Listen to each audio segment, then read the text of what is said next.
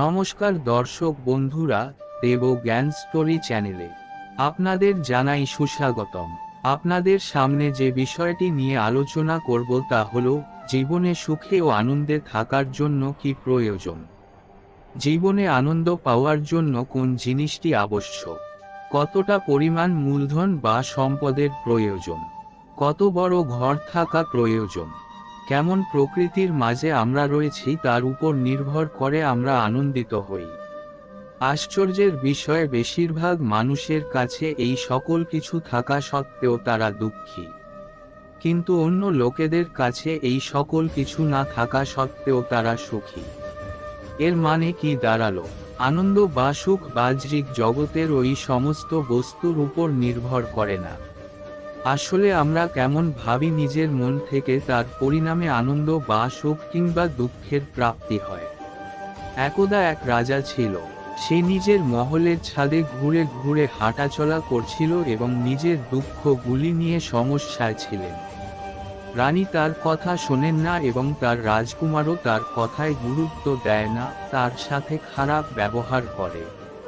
এর উপরে আবার রাজ্যের একটি খণ্ড বিদ্রোহ করে চলছে। এই সকল বিষয় নিয়ে রাজা অত্যন্ত চিন্তিত ছিলেন। ঠিক তখনই মহলের পাশের একটি ঝুপড়ি থেকে হাসির আওয়াজ রাজার কানে এলো। ওই ঝুপড়ি থেকে খুবই ভালোভাবে হাসির আওয়াজ আসছিল। তখন রাজা ভাবছিলেন, এদের কাছে কোনো মূলধন নেই, একটি ঝুপড়িতে বসবাস করে এরা, তা সত্ত্বেও কত আনন্দ এদের জীবনে। কিন্তু আমার কাছে সবকিছু থাকা সত্ত্বেও আমার জীবন দুঃখে জর্জরিত। তখন রাজার আপন মনেই প্রশ্ন জাগলো, এটা কি করে সম্ভব? রাজা তখন নিজের মন্ত্রীকে ডাকলেন এবং বললেন এই বিষয়টি সম্পর্কে। তখন মন্ত্রী বললেন, মহারাজ, আপনার এত অমূল্য জ্ঞান চাই, তাহলে আমাকে 99টি সোনার কয়েন বা স্বর্ণমুদ্রা দিন। তখন রাজা বললেন, যদি 99টি স্বর্ণমুদ্রা জ্ঞানের একটি মাত্র ছোট সূত্রও পাওয়া যায় তাহলেও তা খুবই ভালো। এরপর 99টি কয়েন আনা হলো। মন্ত্রী সেই কয়েনগুলি একটি ছোট পুঁটলিতে রেখে ভালোভাবে বেঁধে দিলেন। এরপর রাত হতেই মন্ত্রী ওই 99টি কয়েনের পুঁটলিটিকে সেই গরিব ঝুপড়িটির দিকে ছুঁড়ে দিলেন। সকালে যখন ওই গরিব পরিবারের সদস্যরা ঘুম থেকে উঠলেন, তারা দরজা খুলেই দেখলেন সেই পুঁটলিটি পড়ে আছে। তখন তারা নিজেদের পরিবারের মধ্যে আলোচনা করতে লাগলো যে এটা কি জিনিস। তারা ভাবতে লাগলো তাদের পাশের বাড়ির প্রতিবেশী কেউ কোনো তন্ত্র করছে তাদের উপর। তাদের মনে আরও খেয়াল আসছিল এর ভিতরে কোনো শত্রু দ্বারা রাখা বিস্ফোরক পদার্থ থাকতে পারে। তাও তারা সাহস করে শেষমেশ সেটিকে খুলল। আর তারা অবাক হয়ে দেখল সোনা। তারা এর আগে শুধুমাত্র দোকানে দূর থেকে সোনা দেখেছিল মাত্র, আর এখন তারা সোনার মালিক হয়ে গেল, এটা ভেবে তারা খুবই খুশি হচ্ছিল। তারা সেই স্বর্ণমুদ্রাগুলিকে গুনতে লাগলো। গুনতে গুনতে তারা শেষমেশ 99টি স্বর্ণমুদ্রা পেল। তারা তখন একটু ভাবুক হয়ে পড়ল, এটা আবার কি রকম সংখ্যা? ভগবানের যখন দেওয়ার ইচ্ছা ছিল তাহলে পুরোপুরি 100টি স্বর্ণমুদ্রাই দিতে পারত।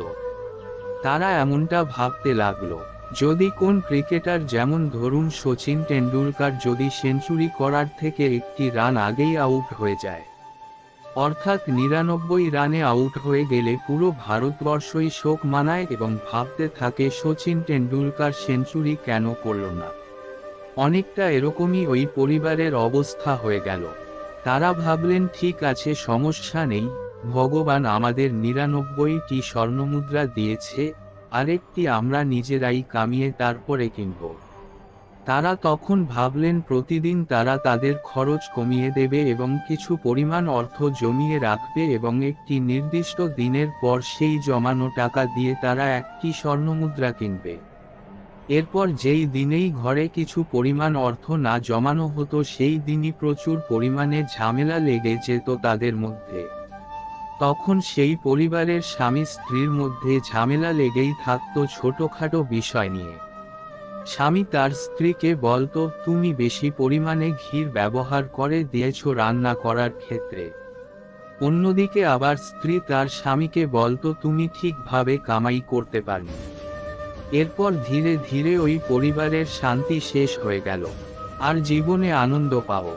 তো আজকের শিক্ষা হলো এই যে, আমাদের সুখ বস্তু থেকে পাওয়া যাবে, না হলে আমরা সারা জীবন এইভাবে দৌড়াতে থাকবো, সেখানে পৌঁছাবো তারপরে আনন্দ পাবো, এইরকম চিন্তা ভাবনা থেকে বেঁচে থাকতে হবে। একজন ভারতের প্রসিদ্ধ ইংরেজ লেখক আছেন, রাস্কিন বন্ড। তিনি বলেছেন, জীবনে দুটি নিরাশা আছে। প্রথমটি হলো কোনো জিনিসের আশা করলাম কিন্তু সেটা পেলাম না, তাহলে নিরাশা। আর দ্বিতীয়টি হলো সেই জিনিসটা আশা করলাম আর পেয়ে গেলাম এবং পাওয়ার পরে তার মধ্যে কিছুই নেই, এমনটা মনে হতে থাকে। তো এখন ছুটে চলেছে একটি লক্ষ্যে পৌঁছানোর জন্য, যার যাত্রা দুঃখময়, এই আশাতে কি লক্ষ্য সুখময় হবে। কিন্তু সব শেষে যদি লক্ষ্যটি খারাপ হয়ে থাকে, তো একার নেই জীবনযাপনের পদ্ধতি বা কৌশল হলো আমাদেরকে আমাদের জীবনের এই যাত্রা সুখময় বানাতে হবে ও আনন্দের সঙ্গে প্রত্যেকটা মুহূর্ত কাটাতে হবে। আরেকটি জিনিস সব সময় মাথায় রাখতে হবে, বস্তুর উপর সুখ না খুঁজে বিচারের মাধ্যমে নিজের কার্য করতে হবে। আর এই বিচারগুলিকে বেছে নেওয়া বা চিহ্নিত করার কলাকৌশলটি আমাদেরকে শিখতে হবে। আশা করি বন্ধুরা এই ভিডিওটি আপনাদের ভালো লেগেছে। যদি ভালো লেগে থাকে তাহলে একটি লাইক, কমেন্ট আর চ্যানেলটি সাবস্ক্রাইব করবেন। ভালো থাকুন, সুস্থ থাকুন। নমস্কার, ধন্যবাদ। ঈশ্বর আপনার মঙ্গল করুক।